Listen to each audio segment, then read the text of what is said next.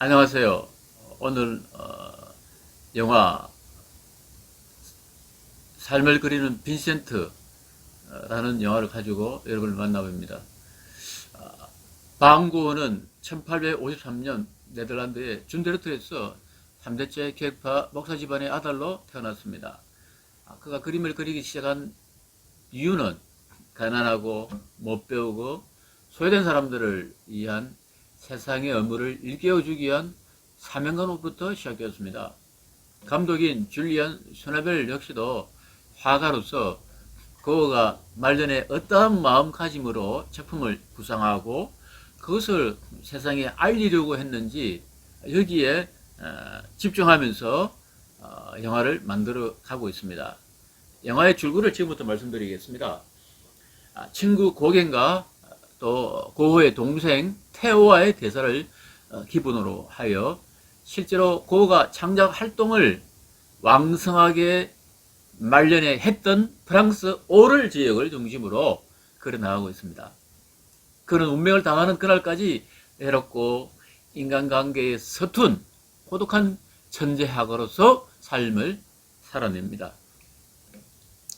고호는 말하기를 신이 자연이고 자연이 아름다움이라고 느낀다고 말합니다. 평범하고 평평한 자연을 마주할 때 나는 영혼을 볼 수가 있습니다. 자연에 대한 그의 식견과 자연을 바라보는 그의 태도와 자세를 잘 드러내주는 표현이 아닌가 싶습니다. 자연을 대하는 태도와 신에 대한 경이로움과 자연 속에서 그가 얻은 위안과 힐링과 회복을 고스란히 느낄 수 있는 대사입니다. 풀 한 포기, 나무 한 그루, 밤하늘에 반짝이는 별빛, 들판에서 하늘거리는 해바라기, 특히 해바라기 그림에서 선보다는 색채를 중시하고 두꺼운 붓터치를 사용한 질감 표현이 특징입니다. 대부분 그의 작품은 색채를 두텁게 칠하는 방식을 선호하는데 아마도 제 생각으로는 자신의 영감을 강렬하게 각인시키려는 의도가 있지 않았나 싶습니다. 해바라기 그림에서 그의 고독과 좌절, 동시에 믿음, 소망, 사랑, 그리고 소명을 볼 수가 있습니다. 저 또한 큰일을 당하고 나서 몇 년을 산으로, 들판으로, 강으로, 자연으로 다니면서 자연과의 대화를 통해서 회복이 되고 치유가 된 경험을 가지고 있습니다. 그러면 그의 기행에 대해서 말을 해보겠습니다. 그는 내성적인 성향의 소유자라 사람들과의 관계에서 미숙하고 서툴렀습니다. 사람들이 다가오는 것을 불편해하고 혼자 있는 시간을 소중하게 생각했습니다. 시대의 부적응아로서 자연만 바라보고 하늘을 우러러 순수예술을 지향한 화가였습니다. 마치 우리나라의 서사 윤동주가 생각나기도 합니다. 반면에 그의 친구 고갱은 시대와 현실에 재빠르게 적응하여 자신만의 살 길을 찾아 떠나가게 됩니다. 제 생각으로 고가 자신의 길을 자른 것은 떠나가는 고갱을 붙잡기 위한 고육지책으로 개량한 시도가 아니었나 생각합니다.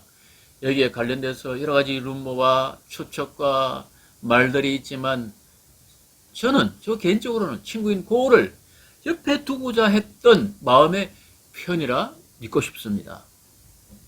고는 사제와의 대화 중에서 저는 이 시대에 적합한 사람이 아닌 것 같아요. 신이 미래의 사람들을 위해 저를 화가로 만드는 것 같아요 라고 말합니다. 저도 너무나도 공감이 되는 말이었습니다.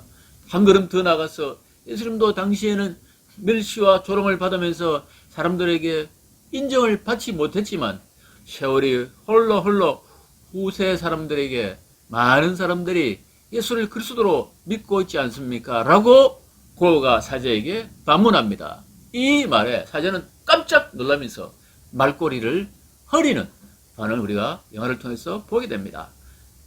외로움과 지독한 가난과 고독 속에서도 그림을 그려야만 하는 이유를 느낄 수 있는 대목입니다. 창작물을 생산해내야만 하는 종사자들에게는 가난과 배고픔이 선택이 아니라 필수 불가결하는 옵션입니다. 배가 고프고 가난하면 신을 향한 구도의 길을 매진하게 되고 창작 열정이 용솟음치게 된다는 것입니다. 이는 성직을 업으로 하는 사람에게는 더욱더 명확한 사실입니다.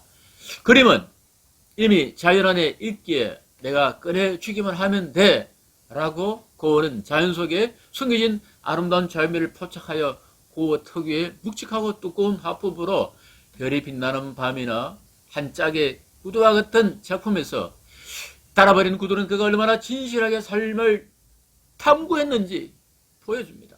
고독하게 외로이 혼자 걸어가야만 하는 길이었지만 그 흔적은 후대에 큰 눌림으로 남아서 숨쉬고 있습니다. 그는 늘 누군가와 함께 걷고자 하였지만 세상이 그를 이해하지 못한 것뿐입니다.